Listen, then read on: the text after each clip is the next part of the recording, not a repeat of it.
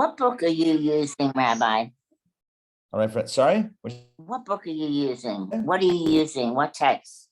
Oh, what do I use right now? What do you, I mean, now when you say the pages? No, I'm not going to do page. I'm just going to put up online the Chabad.org Parsha situation. Okay. Yeah. So it's just the Parsha text. All right, ladies and gentlemen, welcome to Daily Power Parsha. Today is Thursday, May 5th, 2022. Hold on one second. Today is Cinco de Mayo? Yes. Oh, yeah, Cinco right. de Mayo. Oh my gosh. Why are we not celebrating May 5th, Cinco de Mayo? You know the origin of Cinco de Mayo? No. I don't think everyone knows this. There was a ship. And the Lord came to Moses and said, Well, no. Afterwards, there was a ship. There was a ship that was so the ship set sail from Europe, and it had containers, huge containers, and most of the containers, maybe all the containers were filled with helmans. You know helmans. And as the ship was making its way across the Atlantic, it hit something tragically and went down. And the ship sank with all the helmans mayonnaise on it. Thus becoming known, and the day that it sank was the 5th of May, thus being known as Cinco de Mayo. That was not a true origin story. You're kidding, right? Rabbi? Yeah, I should have apologized in advance for that one. Yes, right. I mean, that's not really. That's no, nothing. But it sounded good. Well, only because I said it with conviction. No, there's nothing true about that whatsoever. Do not confuse that Baba Maisa with the truth. All right, so let's jump in. Today we're going to be doing reading number 5. Yeah, it's also short reading. We may do reading 5 and 6. Let me just game plan here for a second. Yeah, maybe 5 and 6, and then tomorrow 7 and Haftorah. Well, 7 is also short. Probably could do 6, 7 and Haftorah. All right, you know what? Let's just be present in the moment. Let's start with 5, and we'll see how far we get. All right, I'm going to share my screen with you. Then jump in once again. Torah portion, as you know, is Kedoshim this week in the diaspora. Leviticus chapter 20. We got a chapter change. Verse number 1, and it begins like so many verses in the Torah. And the Lord spoke to Moses, saying, and to the children of Israel you shall say. So God tells Moses to tell the people, any man of the children of Israel, or of the strangers who sojourn among Israel, who gives any of his offspring to Molech, if one gives their children to Molech, they shall surely be put to death. The people of the land shall pelt him with stones, i.e. the parent that sent their kid to the Molech. Molech was a foreign idol, foreign worship, not Jewish, not kosher. Molech, I believe, also involved a fire, but we'll get to that soon. And it's punishable as a capital crime. Verse 3, and I will set my attention upon that man. I guess we're assuming it's the dad that would be like, oh, hey, let's give the kid to Molech. And I will set my attention upon that man. And I will cut him off from amidst his people because he gave of his offspring to Molech in order to defile my holy ones and to profane my holy name. However, but if the people of the land ignore that man when he gives of his offspring to Molech, not putting him to death, if such a thing were to happen, that a father would give their child to the Molech idol, and the people wouldn't hold this dad accountable. So verse 5, I will set my attention upon that man and upon his family, and I will cut him off, and all who stray after him, to stray after Molech from amidst their people. God says, I'm coming after him, his family, and the community as well for not doing anything. All right, I think we have, let's do 2 more verses. It's a very short reading. And the person who turns to Ov or Yidoni, and we spoke about that a few days ago or yesterday, Ov and Yidoni, those are the one who summons the spirits and speaks from his armpit, or the one who puts a bone in their mouth and, as if, summoning the dead to speak from the bone in his mouth, whatever. So anyone who turns to over Yudoni, these types of foreign idol worship or the practice of the occult, to stray after them, okay, God says, I will set my attention upon that person. I will cut him off from amidst his people. You shall sanctify yourselves and be holy.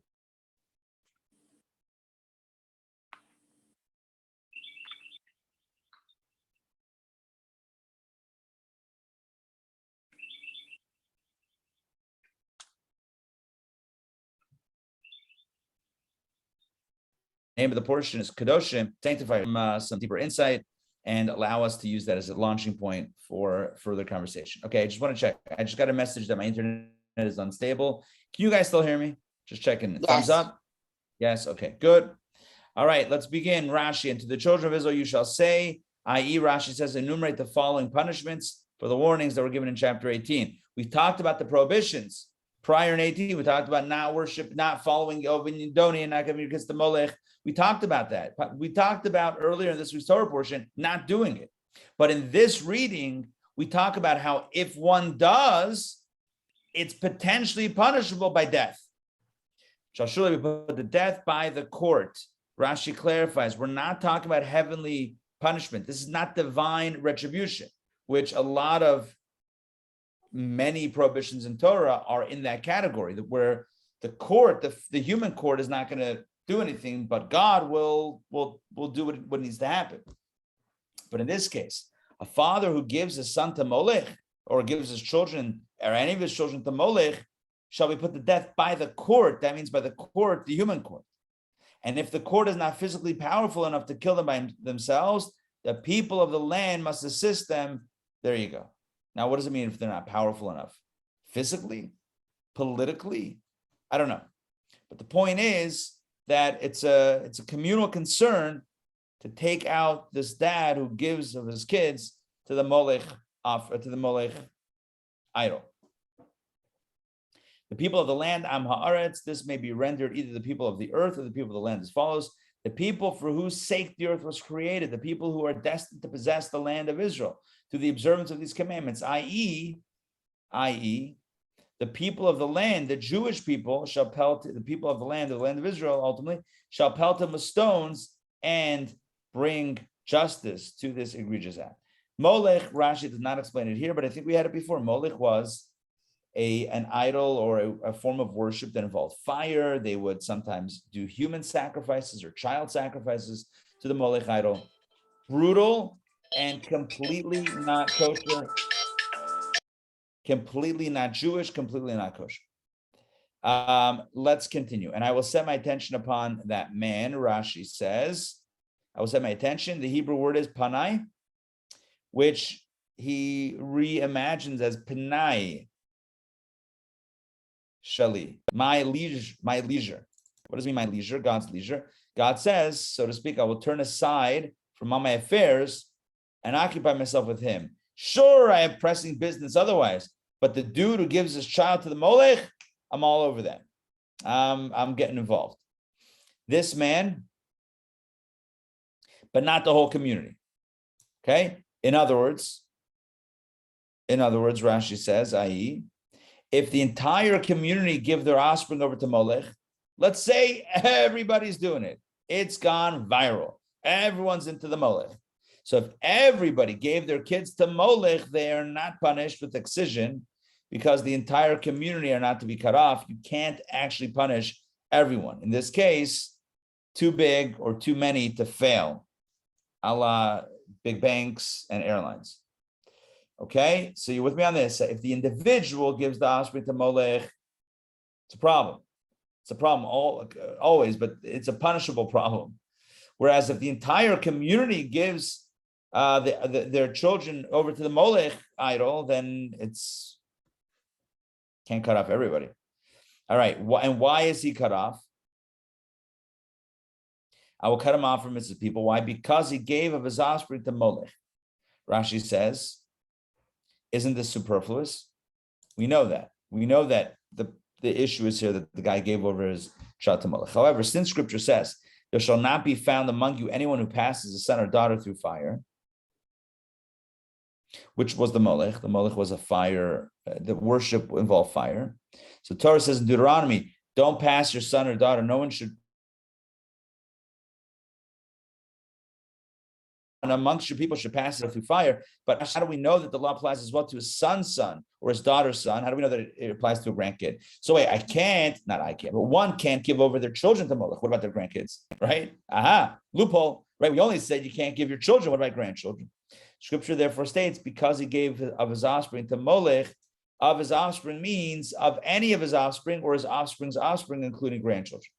And how do we know that this also applies even to one's illegitimate offspring, i.e. one produced from a halachically illegitimate union? Scripture therefore says in the next verse, when he gives of his offspring to Molech, of his offspring means whether legitimate or illegitimate. There you go.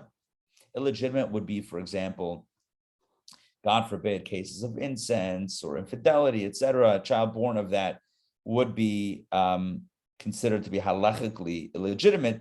And in that case, one might say, well, maybe I can give that child to the Molech. And the Torah, Rashi points out, no, the Torah says 3 times not to give your offspring to Molech. That means in all situations, whether it's your child, your grandchild, or your illegitimate child, either way, in all cases, you can't do that. No Molech worship. Okay. Next, in order to defile my holy ones, Rashi says, this refers to the congregation of Israel, which is sanctified to me. In other words, God is saying,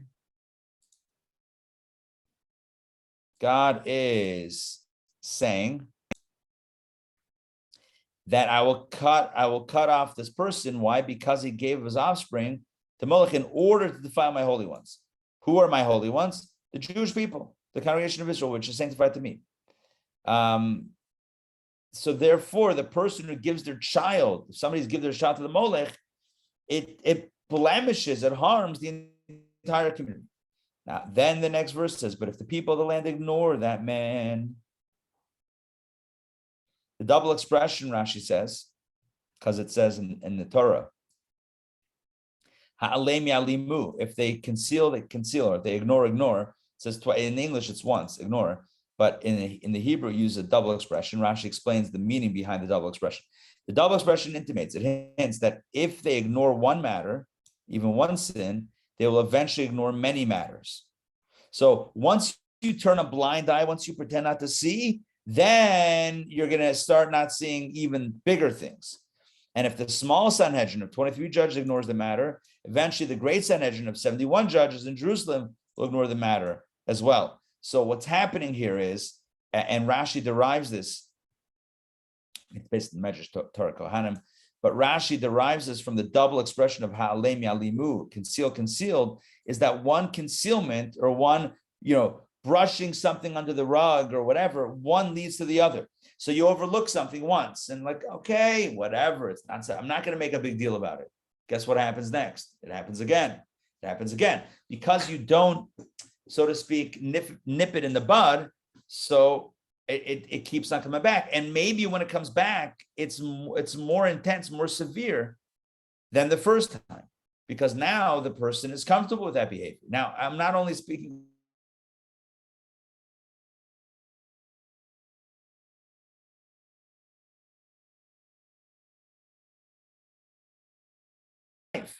we give ourselves whatever it is, leaving it vague intentionally, that we told ourselves we would never do that, right? That's something that we would never do at a certain stage in our lives. And then, we got close to it. And then we retreated, we ran away. And then we got close again, and we got even a little bit closer. And then at some point, one day, it so happened that we just went ahead and went all the way. We did it, whatever that it is. The question is, how do we view it afterwards? Do we say, you know what? Okay, listen, I did it and I'm just not doing it again. Or do we turn a blind eye almost to ourselves and say, all right, we'll pretend it didn't happen. Life moves on. If we don't deal with it, then it's very possible for it to happen again. And when it happens again, now it's already a habit. Now it's already something that we're training ourselves to do. It's not just a one-time, exception to the rule. Now it's becoming the rule. And then, of course, the way life works is we have to go, it gets more intense or more severe, whatever the right language is, it gets intensified each time. Why? Because, well, now that line is not there, so we can keep on pushing the envelope to go, further and further. The point is that whatever area we're talking about, it's good to address things and not brush them, under the carpet and not pretend that they don't exist. So the Torah here says that if someone in the community has given their child to Molech, this horrific and very not Jewish form of child sacrifice, and the community turns a blind eye, guess what's going to happen? More of the same. And I'm breaking up. Sorry, it's this internet connection. We're having internet challenges here at HQ. All right. Hopefully, if anything cuts out, feel free to jump in and just ask me to go back.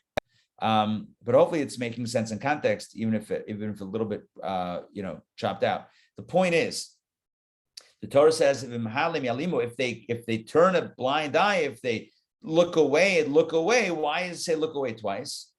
Because that's the nature of looking away. Once you look away once, you're going to look away twice. Once you're pretending it doesn't exist, once, you'll do it again. That's how it works. Once you brush something under the carpet once, you're just going to add more to that pile. And then what happens? It gets worse and worse until such point in time that you probably can't ignore it. But then you're dealing with a big problem as opposed to a little problem, right? It's like a little leak in the house, a little leak in the roof. What do you want to do? You want to wait till it's a big leak and starts damaging the house? Like, how is that? It's not a solution, right? There's a little leak. It rains, a little bit of water comes in, like one little area of water comes in. Okay, that's a red flag. V'im halim, but if you turn away, yalimu, you're going to turn away again. So what's the difference whether it's a little leak or a little bit more than a little leak? You'll also turn up. I'll deal with it whenever.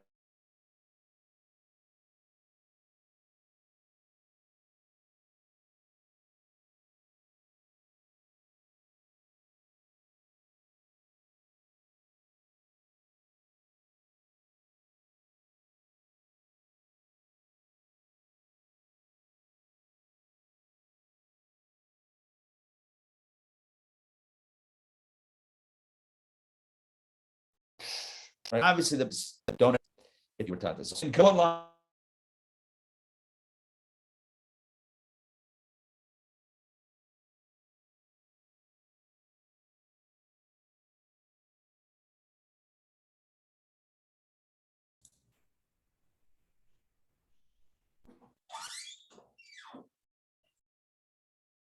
Which one?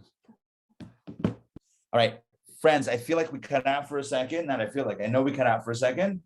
And I feel like I'm going to get on to my own personal hotspot so we avoid this. So give me a second.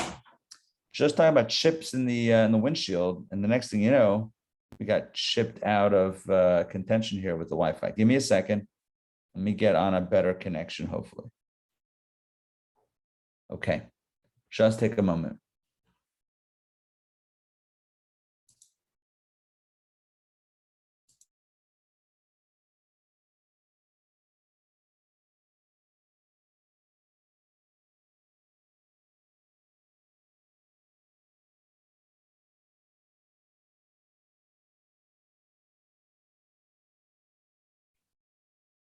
Okay. I think we're good. Yeah. Anybody? Thumbs up? Are we good? Yeah. Okay. All right. I'm hoping this works. All right. So what I was saying is, I was taught when you're driving a car, and you get a little chip in the windshield, you address it right away. Why? Because if you don't address it, then something else hits the windshield. The next thing you know, it's gonna the crack is gonna grow. It's gonna spider. It might come in or it might come out. Whatever it is, it's not safe. You don't drive with a chip windshield. You get it fixed. Either they replace it or they can inject some, I don't know, some glue or something into it. I've done that before also. Either way, the point is, vim halem. If you're gonna like brush away something, then yalimu, then it's gonna be you're gonna brush away more. And before you know it, instead of a small issue, it's gonna be a huge issue that you have to deal with. And let's avoid that. Let's avoid dealing with huge issues. Okay, back inside. Let's get back into Rashi. I will set my attention upon that man, upon his family. Here we go. Rashi says, Rabbi Shimon says, which if you took the class last night, you know that that's already a flag, not a red flag, but that's a point of note. Rashi's quoting the name of whoever said it. Aha. How come Rashi, all the other Rashis today didn't quote any rabbi something said that, and they're all taught by rabbis. It's all from the same Midrash, Torah Kohanim. But here, and I don't have the answer, I'm just telling you that once you learn the Rebbe's Derech Halima, once you learn Rashi like the Rebbe, then you realize that if Rashi says, Rabbi Shimon says, something about Rabbi Shimon that is noteworthy. This Rabbi Shimon, by the way, is Rabbi Shimon Bar Yochai, the great Rashbi, who we mark his passing and celebrate his life on Lag BaOmer. Rabbi Shimon said, in what way did the family sin that they are punished? Okay. So if the father gives the child to the molech, why should God set his attention upon the family? What did the family do wrong? Listen to this. However, this teaches you that there is no family in which there is an unfair tax collector, which may not be regarded as consisting entirely of tax collectors, for they all cover up for him. It's a very, very interesting analogy. There's no family in which there is an unfair tax collector, where the whole family are not tax collectors. In other words, if there's one guy that is financially abusive and the family is not stopping this person, I'm just saying financially abusive, unfair tax collector sounds like that, financial abuse to me, right? Then really, essentially, you got a whole family of unfair tax collectors, of financial abusers. Why? Because they're not stepping in and stopping it. So if the father can go ahead and give his child to the molech idol, human sacrifice, a horrific thing, spiritually devastating, physically devastating, and the family's not stopping it, then essentially the whole family is complicit in molech worship. They are accessories, as it were, to the molech crime.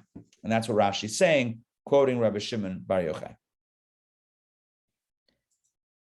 All right. Let's jump back in. And I will cut him off. Why is this stated? Rashi asks rhetorically, why mention this? Because since scripture says, I will set my attention upon that man and upon his family, one might think that his entire family is included in the punishment of excision. If God is looking at this man and his family, and then kares, which is that spiritual soul excision, is on the table, you might think that that's on the table for not only him, the father, but also for the whole family. Scripture therefore says, I will cut him off. That man is to be excised from the people of Israel, but the entire family is not excised, is not included in the excision, but with suffering. Well, that doesn't sound great either, but at least it's not kares, it is yisurin. Yisurin are suffering. Suffering, what else is it? Tragedy, it's hardship, difficulty, living a difficult and painful life. But it's not the level of, it doesn't rise to the level of kares, spiritual excision. So just putting all the pieces together, God is telling us the mitzvah, the Torah is telling us the mitzvah about somebody who gives his offspring to molech, but the people ignore that man, the people turn a blind eye, and his family didn't step up. So God says, I'm going to be looking closely at that man and the family, and then I will cut him off, not his family, him, only him. What about the family, Yisurin? They're going to suffer difficulty and challenges and hardships in life, but not the soul's not cut off. Let's continue to stray after Molech. This phrase comes to include in this penalty any other pagan deity that one worship in this manner, even though it is not its mode of worship. What that means is,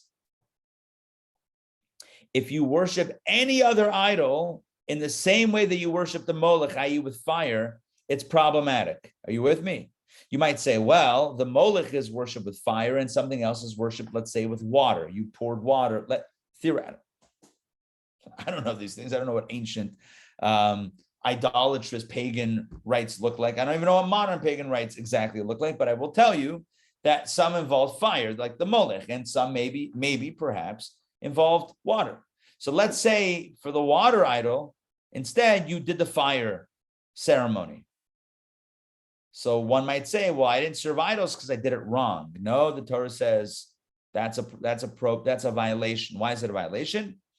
Because you're still utilizing a mode of worship, even if it's not its mode of worship, you're still using a mode of worship for those other idols. So when it comes to the molech, anytime you use fire, even if it's not the molech idol itself, it's still problematic. There's another form of worship that also is across the board, no matter what idol you're talking about, and that is actually bowing down to the idol. So even if that idol is not typically worshipped by bowing down to it, bottom line is if you bow down, not you, if one bows down to it, they have officially worshiped that idol. That is bad news. Okay, let's move on to the final Rashi. You shall sanctify yourselves, Kedoshim, the verse says, V'his kadishtem, v'hiyisem Kedoshim. You shall sanctify yourselves, and then you will be holy. In other words, there's a verb and there's a noun, or maybe an adjective, actually, right?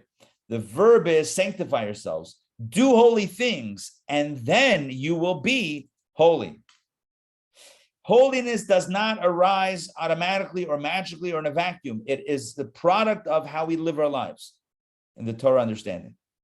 Rashi explains what it means to sanctify yourselves. Practically, what are we doing? In this context, this refers to separation from idolatry. By disengaging from idolatry, you will be holy. That's an act. The disengagement, the separation, is also active, especially with regards to some things, right? So sometimes to disengage is passive. Sometimes it's very active. In this case, it's active, and that's what it means to be holy. That's what it means to do holy.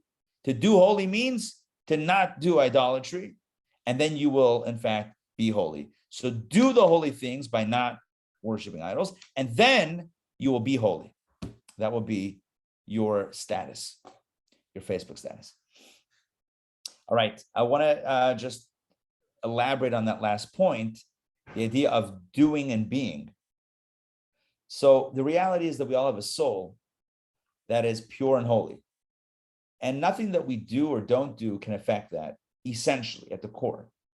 That's a foundational Jewish teaching that is everywhere in Judaism, from philosophy to mysticism, right? Kabbalah to Chakira, it's everywhere. The notion that a soul is pure and holy and is unbreakable, that's a given in Judaism. So then why do I have to do something to be holy? I am holy. It says, V'his kadishtem, v'hiyisem Kedoshim. Do holy things, and then you'll be holy. Bro, I'm already holy. I don't need to do holy things. I'm already holy. So here we get into a nuance that is very important to emphasize and to highlight. And that is that, yes, without a shadow of a doubt, we are all holy. We have holy souls, and our essence is pure and holy. As we say in the Talmud, Hagam shechata Yisraelu. Even when someone sins, they're still a Yid, they're still a Jew. In other words, the definition of who you are, of who one is, never changes based on the actions. So then why do holy to be holy if I already am holy? And here we come to a beautiful answer. And that is that if you want to know your own holiness, if you want to tap into your holiness, if you want to access your holiness, if you want to be in a state of revealed holiness, then that's a product of what you do. Imagine, God forbid, I mean, it's a negative scenario. Imagine a child is orphaned at a very young age. Parents pass away tragically, and now Nebuch, this child, at a young age, is orphaned. Now, further imagine, and let's say that the child is very young, 4 years old, 3 years old. Now, let's say the parents left this child a lot of money, very, very large inheritance, millions of dollars, $20 million.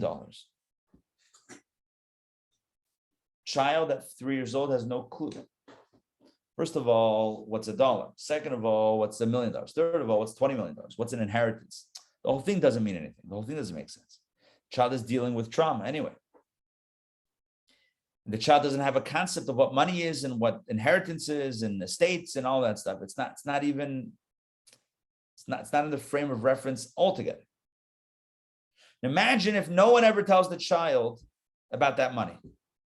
Imagine the child, somebody takes the child in and grows up and goes to school and goes to college, gets a job and never knows. Again, how is that possible?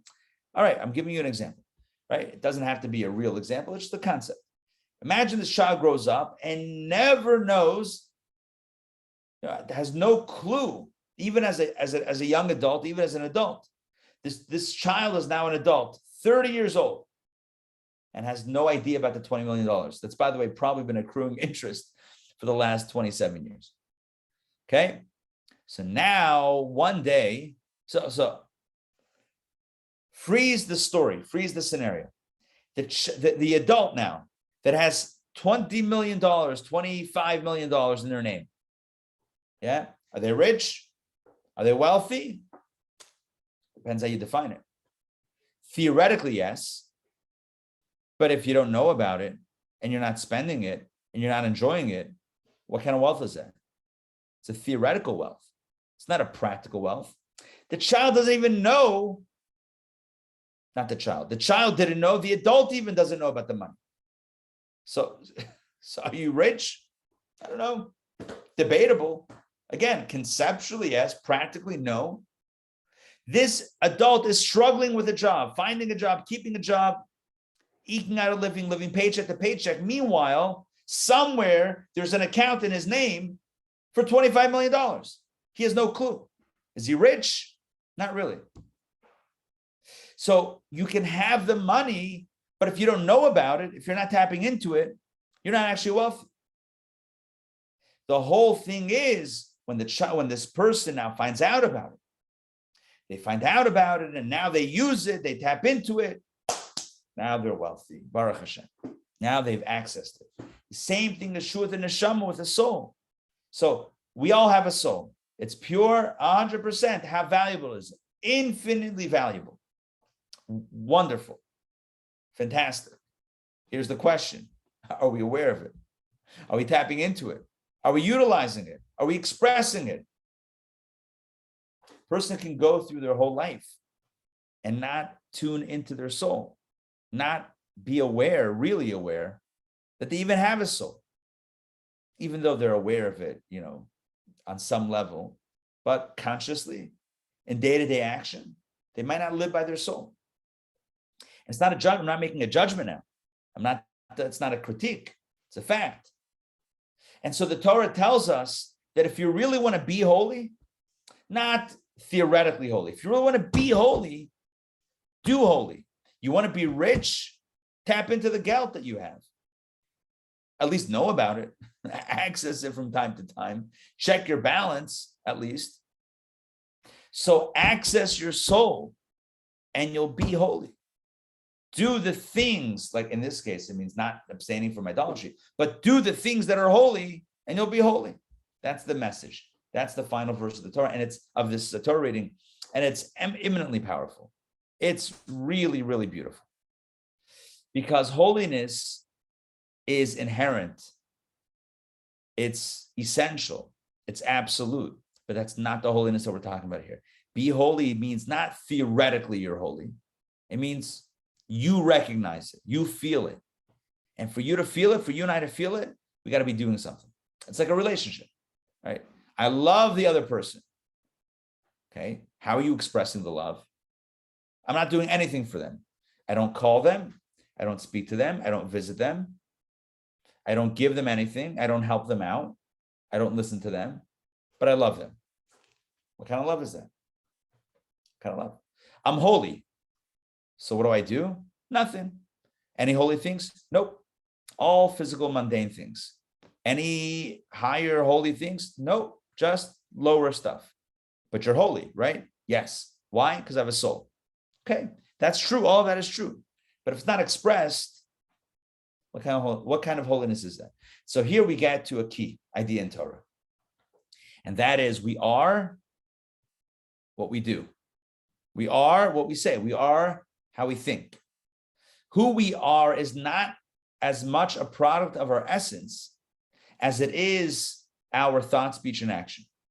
Which is why in Kabbalah, the garments of the soul, i.e. thought, speech, and action, the three garments of the soul, are the most critical parts of the soul. Because the other stuff, that's all deeper, essential wiring. The question is, practically speaking, right now, in real time, what am I thinking? What am I saying? What am I doing? Is it higher stuff or lower stuff? Is it holy or the opposite? That's the question. We live in a real space in real time. Torah encourages us to elevate that space to a higher standard. All right, that's all I got for today. Thank you very much for joining me for Daily Power Parsha. Questions or comments? Yes, Ray. Hold on. You got to unmute. I just requested an unmute, just if you can follow that little request. Yes, got you. So I thought, so you're saying that the soul is whatever and we can't change it? What I'm saying is the soul is holy, but that's not something we did. That's what the soul is. The question is not about the soul, but yeah, I also did mention about wiring. You know, each of us, the soul, and the Kabbalah discusses the soul as being comprised of 10 soul powers. 3 intellectual, chachma, bina, das, wisdom, understanding, knowledge, chabad, and then chesed, gvura, teferes, netzach, hod, yisod, malchus.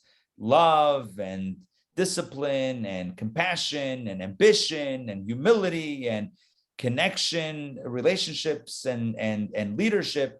We all have these 10 powers. To start changing the wiring of our soul and how we feel, it's like what I said last night, changing your affinity from vanilla ice cream to chocolate ice cream. Can you do it? Maybe. But you know what you can do? You can actually eat chocolate ice cream as opposed to vanilla. In other words, on a behavioral level, it's much easier to move that needle. Literally what we spoke about last night. To rewire how I feel inside, more difficult. To change or modify my behavior. So I have 2 examples right here. Yeah, I have a little orange. I don't know what this is called. Like a mandarin, tangerine, whatever it is. This is like a little orange thing, and an apple. Okay, boom. So let's say I love this. I don't love this. That's how I feel about it. Let's just say I like both. But let's just say that I like this, the orange, and I don't like the apple. Changing the inside would mean I should start liking this. I don't know if I can get myself there. That's why I said the inner wiring, everyone's wired a certain way. What you love, what you don't love, your chesed, your gvura. Chesed is what you're attracted to. Gvura is what you're repelled from. Like, everyone's got a different wiring. So to change that is a much larger operation. That's going to require a lot of heavy work. Show what I can do on a behavior level. Theoretically, if this was unholy, and this was holy, the Torah says, "V'his kadishtem," do holy things and you'll be holy. In other words, in my example, it's not literal, eat the apple, and now you're doing something holy. And in this moment, in this space, you're being holy.